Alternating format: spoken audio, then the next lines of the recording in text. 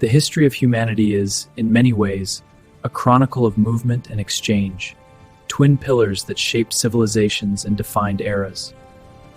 In the beginning, the brute force of nature drove both motion and transactions.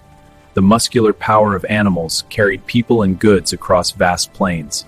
Domesticated around 3500 BCE in the Eurasian steppes, as David Anthony recounts in The Horse, the Wheel, and Language, 2007, they natively remain limited laws human trade. In parallel, essential commodities extracted directly from the earth or sea served as measures of value in a world bound to the rhythms of the land. Salt emerged as one of the earliest mediums of exchange, highly valued in societies such as the Roman, hence the term salar in Africa, whereas David Graeber notes in Debt. Like the horse, salt depended on natural conditions and human labor, embodying an organic economy, decentralized, yet constrained by its finitude and limited scale. With the dawn of the Industrial Revolution, the discovery of mineral resources transformed this dynamic, unleashing previously unimaginable energy and solidifying wealth in forms that would span continents and centuries. Oil, refined into fuels such as gasoline from the late 19th century onward, powered internal combustion engines, shrinking global distances through trains, automobiles, and airplanes. A qualitative leap that, as Daniel Yergin describes in The Prize, The Epic Quest for Oil, Money, and Power, 1991, concentrated economic chains.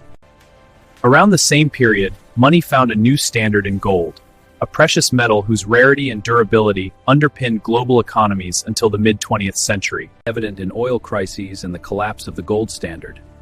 Together, they marked a shift toward mineral-based systems, more efficient and standardized than their natural predecessors.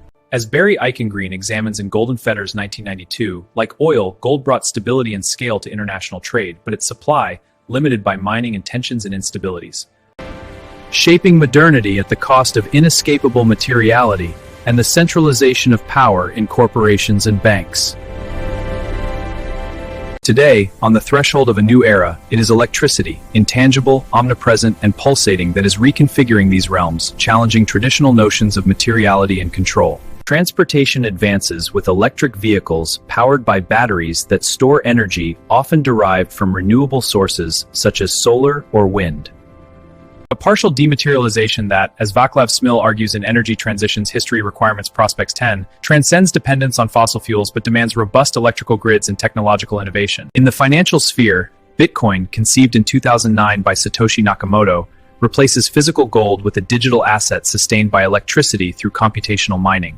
A decentralized immaterial system that, as Saifedean Ammous observes in the Bitcoin Standard 2018, is capped at 21 million units by algorithm, yet consumes vast amounts of energy to persist. Electric vehicles and Bitcoin herald an electric era, distributed systems that challenge the centralizations of the past, oil and central banks, while introducing new vulnerabilities such as energy consumption and unequal access to technological infrastructure. From pastures to mines, and from mines to energy grids, the paths of transportation and money reveal a strikingly convergent trajectory, an arc of growing complexity and abstraction that mirrors the spirit of each era: subsistence, industrialization, digitalization.